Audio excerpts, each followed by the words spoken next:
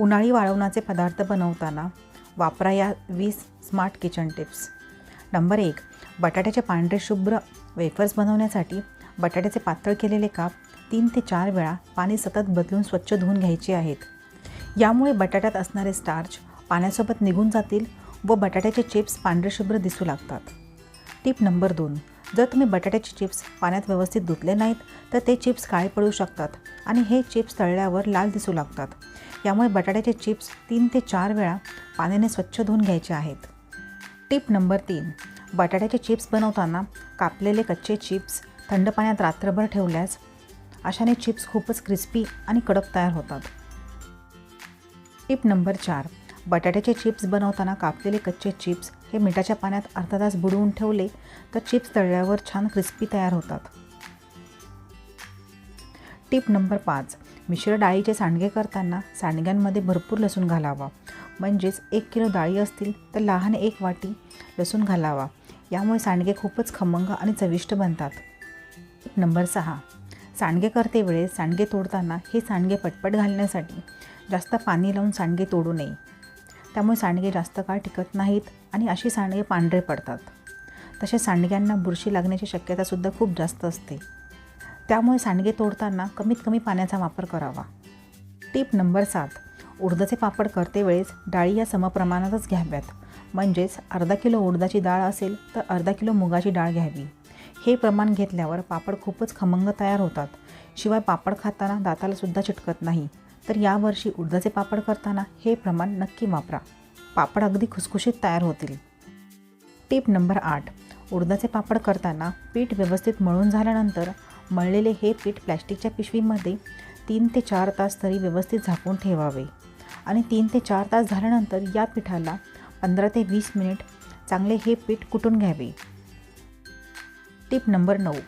उडदाचे पापड करण्यासाठी असे हे पीठ चांगले 15 ते 20 मिनिट चांगले कुटून घेतल्यामुळे पीठ चांगले मऊ तयार होते आणि त्यामुळेच पापड जास्त मेहनत न घेता पटकन लाटले जातात. शिवाय पापड चवीला खुसखुशीत देखील तयार होतात. त्यामुळे उडदाचे पापड करताना ही टिप नक्की फॉलो करा. Tip number 10. साबुदाणा पापड करते वेळेस साबुदाणा हा 2 ते 3 वेळा स्वच्छ धुवून रात्रभर पाण्यात भिजत ठेवावा. यामुळे साबुदाणा व्यवस्थित भिजला जातो. Tip number 11. साबुदाण्याचे पापड करताना साबुदाणा शिजवताना पाण्याचे प्रमाण हे साबुदाण्यापेक्षा 5 पट जास्त असावे. म्हणजेच तुम्ही 2 वाटी साबुदाणा घेतला असेल तर साबुदाणा शिजवण्यासाठी 10 वाटी पाण्याचे प्रमाण घेतले पाहिजे. हे प्रमाण अगदी योग्य आहे. Tip number 12. साबुदाण्याचे पापड वर्षभर चांगले टिकवण्यासाठी हे पापड 2 ते 3 दिवस चांगल्या कडकडीत उन्हात वाळवून घ्या. साबुदाण्याचे पापड वाळून झाल्यानंतर सगळे पापड एका घट्ट झाकण्याच्या स्टीलच्या डब्यात भरून ठेवा आणि तुम्हाला हवे तेव्हा थोडे पापड काढून आणि तेलात तळून खाण्यासाठी घ्या. Tip number 13. गव्हाची कुरडई बनवण्यासाठी प्रथम गहू भिजवावा लागतो. तर गहू 3 दिवस पाण्यात भिजत घालून त्याचे दररोज पाणी बदलून गहू स्वच्छ धुवून पुन्हा गहू भिजत घालावे. Tip number 14. जर तुम्ही असे न करता एकाच पाण्यात गहू भिजवले तर त्या पाण्याला उग्र असा वास येऊ लागतो आणि कुरड्या तयार झाल्यावर कुरड्या अशा लालसर दिसू लागतात. त्यामुळे गव्हाचे दररोज पाणी बदलणे खूपच आवश्यक आहे. Tip number 15. लाल तिखट व्यवस्थित वर्षभर टिकवण्यासाठी त्यात मीठ घालावे. म्हणजेच अर्धा किलो लाल तिखटामध्ये 50 ग्रॅम इतके मीठ मिसळावे. म्हणजे लाल तिखट वर्षभर खराब होत नाही किंवा लाल तिखट पांढरे दिसू लागत नाही. तसेच लाल तिखटाला बुरशीसुद्धा येत नाही. त्यामुळे मिठाचा वापर नक्की करावा. Tip number 16. काळा मसाला व्यवस्थित करून झाल्यानंतर तो वर्षभर व्यवस्थित टिकावा. त्यासाठी मसाला काचेच्या भरणीत भरल्यानंतर काळा मसाल्याच्या वर हिंगाचे खडे ठेवावेत. हिंगाचे खडे ठेवल्यामुळे मसाल्याचा सुगंध कायम टिकून राहतो. शिवाय मसालासुद्धा खराब होत नाही. Tip number 17. पापड, कुरडई, सांडगे अशा प्रकारचे वाळवण करताना हवामान हे कडक असावे. म्हणजेच कडक उन्हाळ्यात करावेत. ढगाळ हवामान असेल तर वाळवण अशा प्रकारचे करू नयेत. Tip number 18. वाळवणाचे पदार्थ लवकर वाळण्यासाठी पदार्थ शक्यतो सकाळी लवकर बनवावेत. जेणेकरून दिवसभर त्यांना भरपूर ऊन मिळेल. वाळवण वाळवण्यासाठी जागा ही नेहमी कोरडी असावी. ओलसर जागेत बुरशी लागण्याची शक्यता खूप जास्त असते. Tip number 19. पापड, कुरडई, सांडगे अशा प्रकारचे वाळलेले पदार्थ वर्षभर चांगल्या पद्धतीने साठवण्यासाठी हवाबंद डब्याचा वापर करावा. डबे धुवून पुसून आणि उन्हात वाळवून घ्यावेत.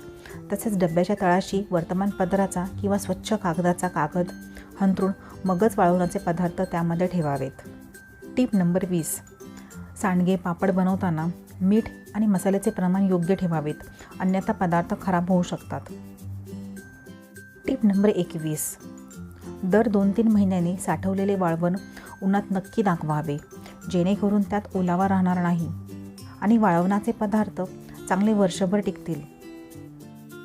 जर तुम्ही वरील सर्व टिप्स वापरून यावर्षी वाळवण तयार केले तर वाळवण अगदी कुरकुरीत तयार होतील आणि वर्षभर व्यवस्थित टिकून ठेवू शकता. तर तुम्हाला माझी आजची महत्त्वपूर्ण माहिती कशी वाटली हे मला कमेंट्समध्ये नक्की कळवा. अशाच नवनवीन टिप्स जाणून घेण्यासाठी चॅनलला नक्की सबस्क्राईब करा. व्हिडिओ आवडला असेल तर व्हिडिओला जरूर लाईक करा, जास्तीत जास्त शेअर करा. पुन्हा भेटू अशाच एका महत्त्वपूर्ण व्हिडिओसोबत. तोपर्यंत धन्यवाद.